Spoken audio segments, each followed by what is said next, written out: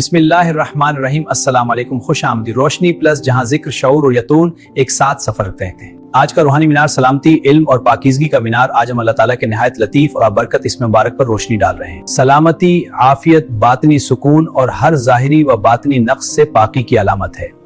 ये बात निहायत काबिल तवज्जो है कि या सलाम कुरान मजीद में कभी अलिफ के साथ और कभी बगैर अलिफ या सलाम के भी लिखा गया है।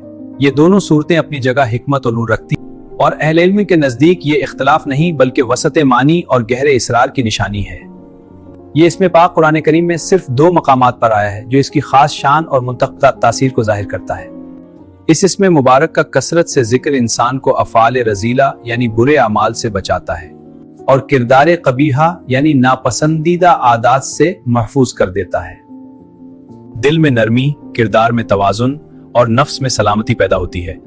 गुस्सा, बेचैनी और इस्तराब आहिस्ता आहिस्ता खत्म होने लगता। अगर कोई तालिब इल्म हो या इल्म व शऊर में इजाफा चाहता हो तो ये अमल निहायत मुजब है।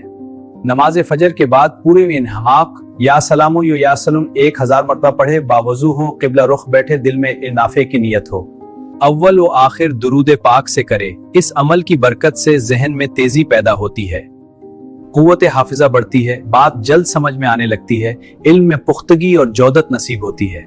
चूंकि ये इसमें सलामती, पाकीज़गी और नूर का मजहर है, इसीलिए इसका जिक्र दिल को आलूदगी से पाक करके इल्म के नूर को कबूल करने के काबिल बना देता है। जब दिल सलामत होता है तो इल्म बोझ नहीं बनता बल्कि शऊर बन जाता है। ऐ अल्लाह, हमें अपने इसमें मुबारक या सलामों के सदके दिल की सलामती, अल्म नाफे और किरदार की पाकीज़गी अता फरमा। आमीन या रब्बल आलमीन। अगर ये पैगाम आपके दिल को छू गया हो तो वीडियो को लाइक करें, अपनी प्रीति राय कमेंट में लिखें और इसे दूसरों तक शेयर करें।